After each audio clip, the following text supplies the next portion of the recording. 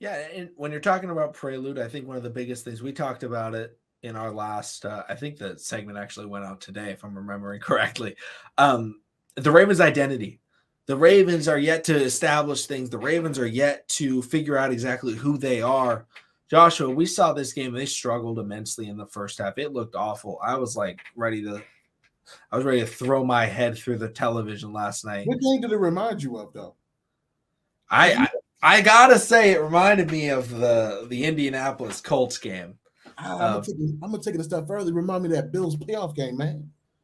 I think that's very fair as well, and because it was just a game where it was like they're not doing anything. They can't get momentum. They're not running the football. One, they threw the ball 30 times in the first half. I don't know why you're throwing the ball 30 times in a half unless you're down by, if you're down by 20 in the, at halftime, yeah, throw the ball 30 times in the second half. But in the first half against a bad run defense, why are you throwing the ball? And it was like, okay, they're really struggling. But then halftime hits, and we see first two plays. I think the Ravens go handoff up the middle with Gus, and then Lamar Jackson read option takes it up the middle for 20 plus yards. Major spin move, great play. Also on that play, Tyler Linderbaum Lamar Jackson tweeted it out. Michael Ord, that dude, and I don't know how much Michael Ord likes that because we know how he feels about that movie. But overall, Joshua, 2019 was just such a special year for the Ravens because they were able to flip the switch. They struggled even in Week 5. They went up against the, they were playing some tough teams and they were still kind of struggling. They were able to start getting some wins, but then they play against the Seattle Seahawks, and Marcus Peters gets a pick six, and after that Marcus Peters pick six, we see Lamar Jackson go, hell yeah, coach, I want to go for it, right? The iconic line. The season changed after that. The regular season was different after that game. Is this that type of game? Is this the game where the Ravens get their swagger back, get their momentum going? Because not only did they just light up the Tampa Bay Buccaneers defense in the second half, but they beat Tom Brady, which I don't care how bad Tom Brady's team is. You beat Tom Brady, you beat LeBron James, you're hyped. You're excited. Yeah. They win this game in prime time, long rest before the Monday Night Football game. And then you have your bye week. Is this the way the Ravens turn their season around and flip the script? We talked about it in the pregame show. How do they flip the script? Yeah. Is this the script flip? I feel like this is the beginning of the second season. This truly starts the beginning of the second season for the Ravens. I mean, just the whole, was it 4th and 2? Yeah, we didn't make it, but for him to still go out there and say, hey, go back. We telling JT the Hall of the Hall of Famer, hey man, don't worry about it. We gonna handle it. Getting the water boys and towel girls out the huddle. Coming there with a play, with his mind ready. I love that energy out of Lamar Jackson. Did we get the touchdown? No, but still seeing your quarterback, still seeing your team want to continue to fight. It shows like, yo, we are frustrated as hell of what everybody keep on saying about us, and we gonna make something happen. He knew that he was without Rashod Bateman. He knew he was without Mark Andrews. It was a tight. It was just. Did he still have Mark Andrews in for that play? I don't know for sure. I think Mark may have been his first, or it was James Prochet was like his first read. I think it was James Prochet. Okay, was his first option. Yeah, and then because he was being pressured, he wasn't able to really follow through with his throw. He kind of lobbed it to Demarcus Robinson, and the DB caught up with it and broke it up. So I mean, there was that, but you still see that tenacity and that in that fight in them. So that was good to see. So I definitely feel like Gus Edwards, we got one of our star running backs back. Remember the year? Hey, I don't know about you, McConnell, but I remember the year him and Kenneth Dixon was doing the damn thing. Him and Kenneth Dixon was a nasty damn duo. And seeing Gus take on the load, coming back from the injury that he had, yeah, he tight. His hamstring was a little tight, so we didn't see him for the rest of the game. He put us in position. Even when we was back in our goal line to keep on moving the ball, like establish the run game. And like you said, we went back to. I think this maybe the first time we see Greg Roman make true adjustments and it went in a positive way. Yeah. Did we still keep Gregory Roman? Hell no. I said no. I don't care. I don't care. Hell no. He don't. He doesn't stay here in Baltimore. You know. But still, man, it's. I definitely feel like this game it definitely helps out, helps build the momentum. You got the guys smiling, laughing, showing love. JT talking about they're going to be doing high knees and on the flight back to Baltimore, man. So it's definitely I feel like it was good energy, good vibes, a win that they truly needed, especially not a. It wasn't a win that was at the edge of your bed, you're ready to call 911, about to have a stroke. It was a convincing win. It was a convincing win. And you brought it up, the energy. I wasn't a fan of them going for it, but like you said, Joshua, you could sense how badly Lamar Jackson wanted to win this football game.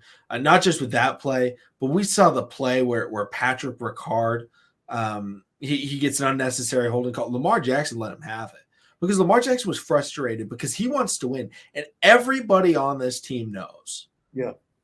Like when Lamar Jackson is upset, because Lamar Jackson is not someone who goes out there and yells at people. He's not someone that gets that upset very often. But this was one of those games where I felt like Lamar Jackson as a leader really stepped up. And that showed like the energy that they brought.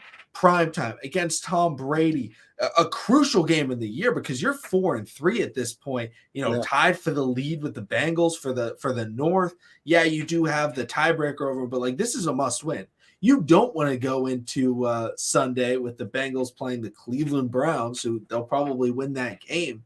Mm-hmm. You don't want to give them a chance to take over the division. You got to take hold and really make sure you control your own destiny. We saw that momentum. We saw that energy. We saw that passion from Lamar Jackson. And that's something that I think can carry over. That, and I love Justin Tucker on the plane ride home because we don't see that. That was something we saw in 2019, right? The post-game press conferences, the videos of the team, that year was the big truzz, maybe outside the bank, like all that stuff, all that energy.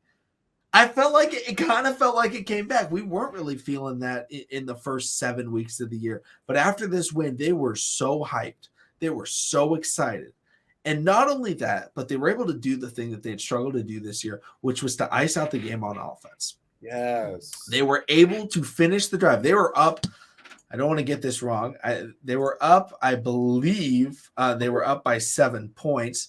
They were up by 8 points. Yeah. With about 4 minutes left in the game. First off, Devin Duvernay, I think, had an insane returned it to like the 40-yard line, which is always clutch. But then they go out there and they run the ball. They run the ball. They run the ball. They run the ball. They run the ball. And after running the ball that whole time, they get the ball into the territory of the Tampa Bay Buccaneers. They're up by 8 points, and they kick a field goal. And it's like, boom, you're up by 11 with, a few minutes left in the game. Maybe it was 4 or 5 minutes left in the game. That seemed like, boom, it's iced. Even if the defense, because the whole goal, I'm fine with the defense letting up a touchdown right there, because the whole goal is don't let them score quickly.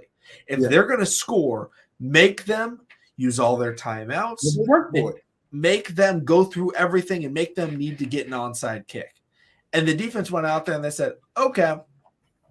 And the Buccaneers had an 11-play drive that lasted 1 minute and 23 seconds. It only lasted 1 minute and 23 because I believe they used all of their timeouts or the rest of their timeouts they used up on that drive. They were spiking the ball and things like that. And they ended up scoring with 49 seconds left in the game. 49 seconds left in the game. That's icing the game. The probability of coming back was so low at that point. Now, I would have loved if they, kept running the ball and scored a touchdown. But at the same time, you're going up against Tom Brady. Get up 2 scores with, 3 minutes left in the game. Yeah. That's all you can do. Because they were only up by 8. It was like, okay, they're up by 11. And then we saw Tampa Bay go down and score in 2 minutes. And it was like, okay, they're up by 8 now. We've seen this before. Yeah. We got to get some points. And Duvernay starts off with a great return. We get that field goal. And that was the 2019 Ravens, right? That was the icing. Hey, yeah, we're going to run the ball. You have Vita Vea. You have Levante David. You have Devin White. You have Shaka not Shaka Tony. You have Joe Tryon. Yeah. You have some good football players on this team, especially in the front seven. Unfortunately, Shaq Barrett, obviously hope he's able to recover from his season-long injury. He wasn't there, but it was like, you got some good football players on this team. We're going to run the ball at you. We're going to ice out this game. That's exactly what they did. Man, they was worn out. They was worn out. And I think that's Gus, right? Like, having to tackle Gus that entire second half, well, it just takes a toll. It's so hard because after Gus, because that last drive wasn't much Gus Edwards, if I remember correctly. I can go over who ran the ball. Starts off opinion, I think. Oh, that one. Yeah, it was Justice. It was Devin Duvernay returns the ball to the 39-yard line, 33 yards. Kenyon Drake gets the first carry, takes it 40 yards. Okay. Then Lamar takes it up the middle for 4. Justice Hill up for 5. Kenyon Drake, no gain on 3rd and 1. Like, it was like the change of pace was enough. And they were tired, and the change of pace just killed them. And we were able to get that field goal and ice out that football game. So the swagger, I think they have their swagger. And I hope that we continue to see it. I hope that we can continue to see this camaraderie between the defense, because not only were the vets making plays, which is always nice, but like Lamar Jackson's made plays. Lamar Jackson has won games before. Yeah. But we saw the rookies. We saw the young pieces. Matabike had a great game. We got Isaiah Likely, obviously having a great game. Kyle freaking Hamilton.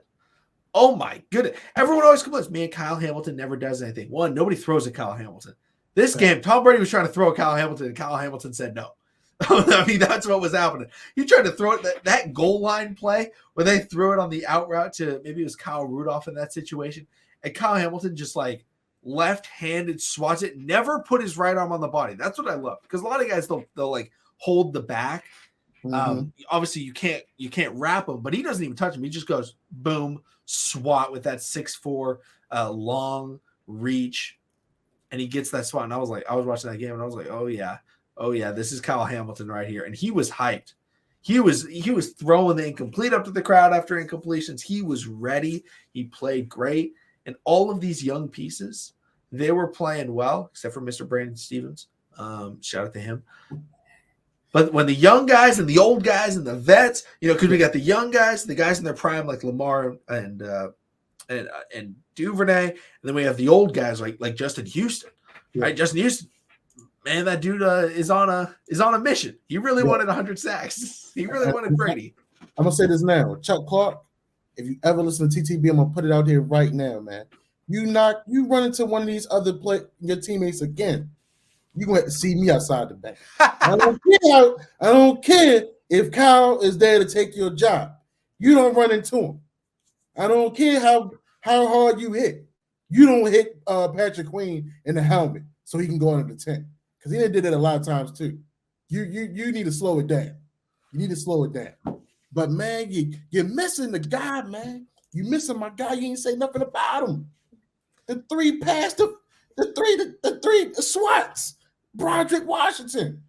My boy was on a mission. Broderick, listen, man. It's good to see you. Listen, I always been one of your fans. Always had hyped you up. I'm glad to see you out there actually getting your reps in, man, and making the best of it for real. Yeah, I definitely agree. Like, we saw everyone doing it, everyone doing their thing. And the defense looked great. The offense was able to run the ball. That's the identity we're looking for. That's the mentality this organization wants at all times. And help is going the way. And also, it's the next man up mentality, right? Yeah. The other aspect of the Ravens way is ground and pound, physical football, next man up. Those are probably the 3 pinnacles to being a Raven. Yes, sir. And every single one of them we saw last night. So with that in mind, Joshua, let's shift gears. Let's talk about the trade deadline.